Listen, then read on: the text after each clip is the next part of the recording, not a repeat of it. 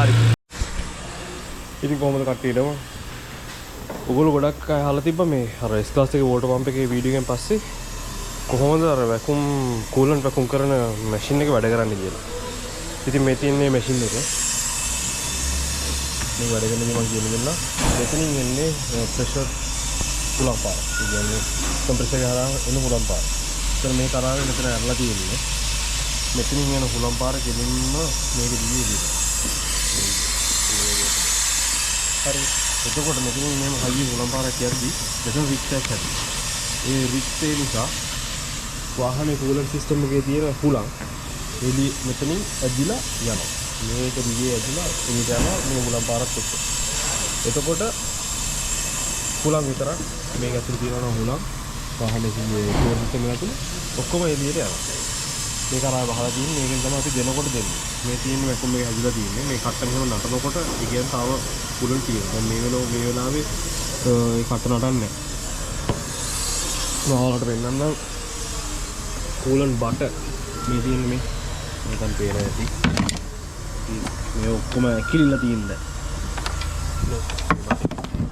මේ බටේ ඇකිලිලා. ඉතින් මේ විදිහට තමයි මේ ඇකිලිලා තියෙන්නේ. ඇතුළේ රික්ට් එකක් හැදලා තියෙන්නේ. කියන්නේ හුලං නැතුව අපි කූලන්ට් ඇතුළට දාන්න යන්නේ. ඒත් එක්කම බැටරි චාර්ජර් එක කනෙක්ට් කරන්න ඕනේ.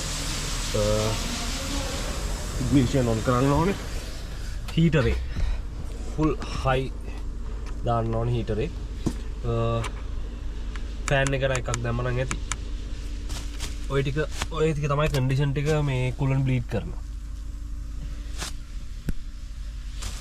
මේ ඊට පස්සේ දාද්දි මම කියලා දෙන්නම් කොහොමද කූලන්ට් ඇතුළට දාන්නේ කියලා. දැන් මේ වෙලාවේ කරන්නේ හුලන් ටික ඔක්කොම එළියට අරන් කූලර් සිස්ටම් එකේ තියෙන හුලන් අයින් කරන එක, වැකුම් කරන එක. හරි දැන් පේන විදිහට කට නටන්නේ. ඒ කියන්නේ දැන් මුළු සිස්ටම් එකම වැකුම් වෙලා තියෙන්නේ. මේ වෙලාවේ මුලින්ම කරන්න ඕනේ මේ කරා මේ වහන්න ඕනේ. ඒක වැකුම් දෙන එක නවත්තන්න. මේ ගරුවා හුලං මේක නැවැත්තුවා. ඉතින් මේ කරාම ඇරියා. මම කියනවා කූලන්ට් යනවා මේක දිගේ අතුලට. මොකද දැන් සිස්ටම් එකේ වැකුම් එකක් තියෙන්නේ. ඒ වැකුම් එකට කූලන්ට් අදිනවා. ඉතින් මේක ඔයාලට පේනවා දැන් අර ඇකිල්ලා දිවිච්ච බට ඔක්කොම පිරෙනවා කූලන්ට් වලින්. හුලං ඇතුලේ නැතුව.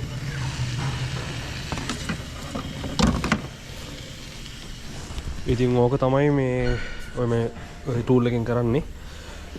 තව මොන හරි ඔයගොල්ලන්ට තියෙන ප්‍රශ්න අහන්න මම ඔයාලට පුළුවන් විදිහට උදව් කරන්න. ඔයාලට තියෙන ප්‍රශ්න විසඳන්න මේ සම්බන්ධව. එහෙනම් ඊළඟ එකෙන් හම්බෙමු. හැමෝටම ජය වේවා.